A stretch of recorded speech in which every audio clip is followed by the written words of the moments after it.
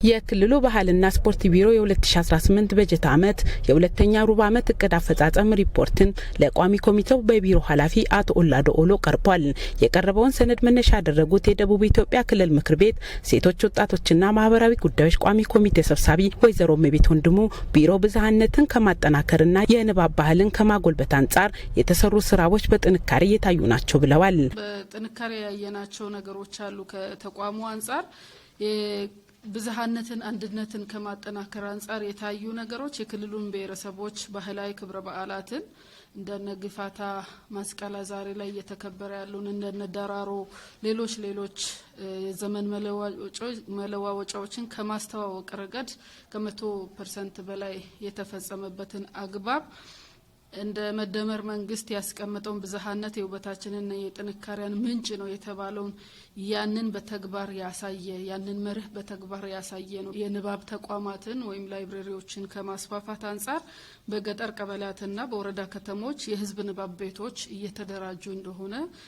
ንባቦችም እየተደረጉ እንደሆነ ሪፖርቱ ላይ የተመለከቱ ነገሮች አሉ። በተለይም በሶስት ዞኖች ቦላይታ ጋሞና ጎፋ አካባቢ እስከ ታች ቀበሌ ድረስ ተደራጅተው አገልግሎት እየሰጡ መሆናቸው ምናልባት ቀጣይ ለሚኖረው ወጣትም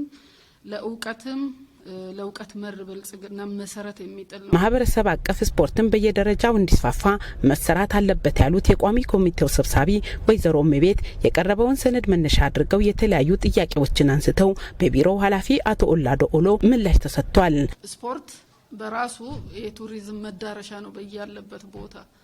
ሆኖም ደግሞ ያንን ተጠቅሞ እኛን አካባቢ ብዝሃነታችንን መሰረት አድርገን እርስ በርስ ያለውን የእርስ በርስ መጋገብን፣ ሰላምን፣ ወጣት ለወጣት ህዝብ ለህዝብ ያለውን አንድነት ትስስር ለማጠናከር ስፖርት የራሱ የሆነ ጉልበት ያለው መሳሪያ ነው። ስለዚህ በዚህ መልክ እነዚህን ነገሮች ከተጠቀምን ተስፋ የሚጣልበት ተቋም ነው።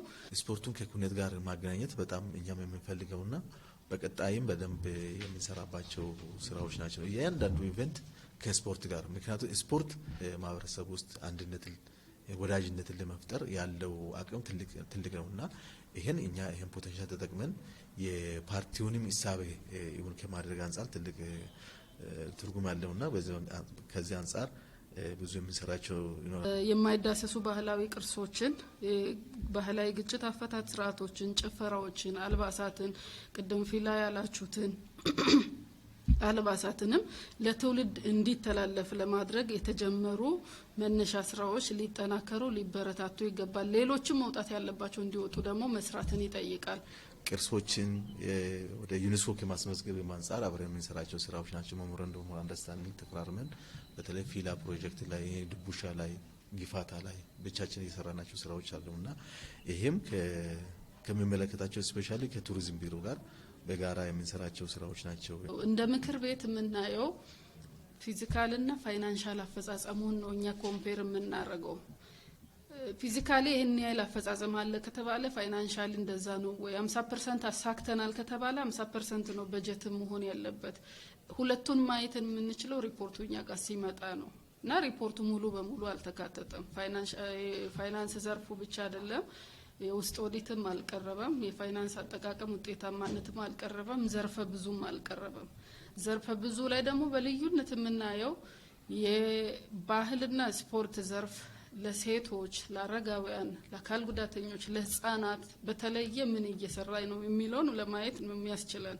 ፋይናንስ ጋር ያለ ትልቅ ተግዳሮት አለ። ያው እኛም የካቢኔ አባልም ስለሆነ እዛም የምንገመግማቸው ክፍተቶች አሉና አንዳንዴ ላይ በክልል ደረጃ ያለውን የፋይናንስ ክፍተት እያየን አፍ ሞልቶ ለመናገር የምናፍራቸው ጉዳዮች አሉ። አንዳንዱ ደግሞ የሴክተሩ ደግሞ በጣም ጫን ሲል ደግሞ በጣም በብዙ ጭቅጭቅ የምንሄድባቸው ጉዳዮች አሉ። ለሴክተሩ ያው እስካቅም ድረስ መፈታት ወይ መፈጸም አለበት የሚል አቋም ስላለን በጣም ብዙ ርቀት ነው። ቢሮ በበጀት ዓመቱ ያሳየውን ጠንካራ አፈጻጸም በማጎልበት ደካማ አፈጻጸሞች ላይ በጥንካሬ መስራት እንደሚጠበቅበትም የቋሚ ኮሚቴው ሰብሳቢ ወይዘሮ መቤት አሳስበዋል።